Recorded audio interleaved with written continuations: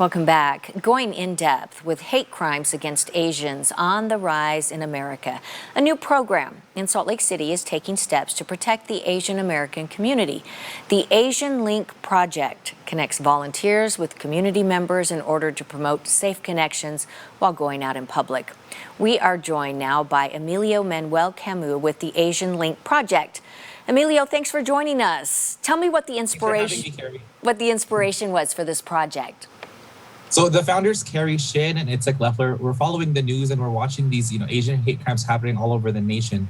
Their parents, who are involved and support different parts of the Asian community in Utah. They were checking in with other Asian friends and were worried about their elderly parents and elders in their community in general. And they heard about Compassion in Oakland and wanted to volunteer for that, but it didn't exist here. So they really took it upon themselves to establish the project. They wanted to emphasize the compassion in the community building, and which is a call to action that many Asian American communities across the U.S. are pushing for. And they've been a great mentor, Compassion in Oakland, and to making sure that this project in Salt Lake City would continue and would thrive. Emilio, do we have a problem here in Salt Lake City, in Utah, with hostility towards Asian Americans?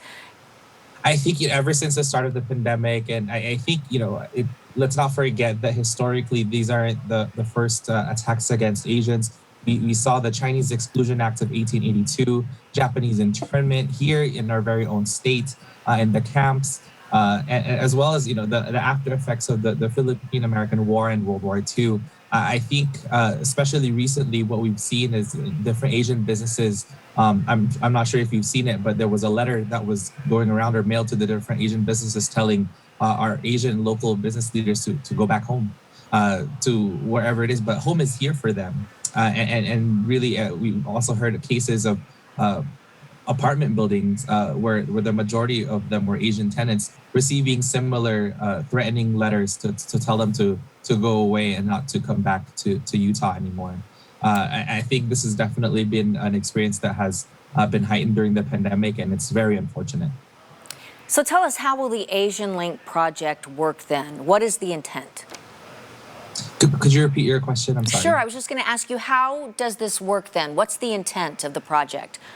The intent of the project is to really build camaraderie among the community.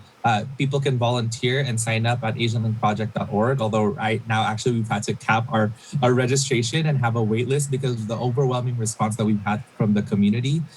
People can request a chaperone or request to volunteer on that website to make sure that they are able to have that support as they're buying groceries, doing day-to-day errands that are necessities for living here in Salt Lake. Right now, it's only offered on the weekends from 12 p.m. to 6 p.m. And of course, volunteers will need to attend an orientation. And really, the intent for this is to support anyone in the community that feels unsafe right now.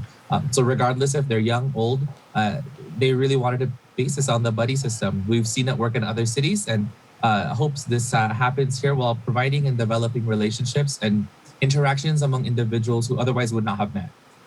I get it. All right. Now, are you partnering with any other businesses or lawmakers throughout this project?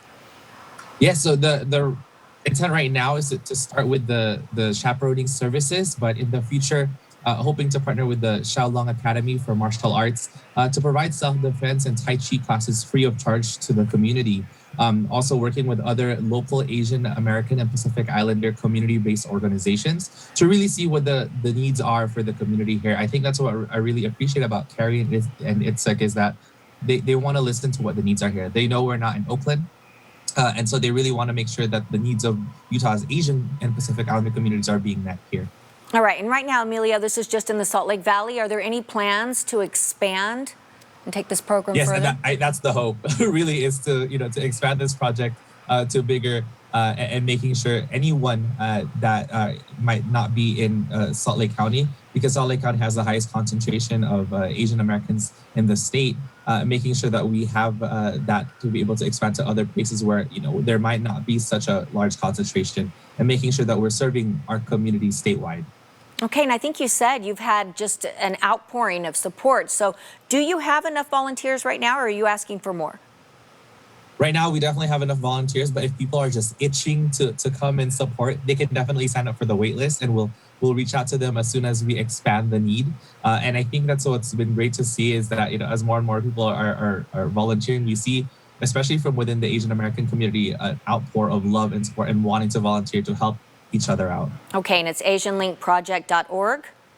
Yes. Okay, Emilio, thank you so much for telling us about this. This sounds like a wonderful project, and I'm glad you're getting a lot of support. Thank you for discussing it with us today. Thank you so much, Carrie.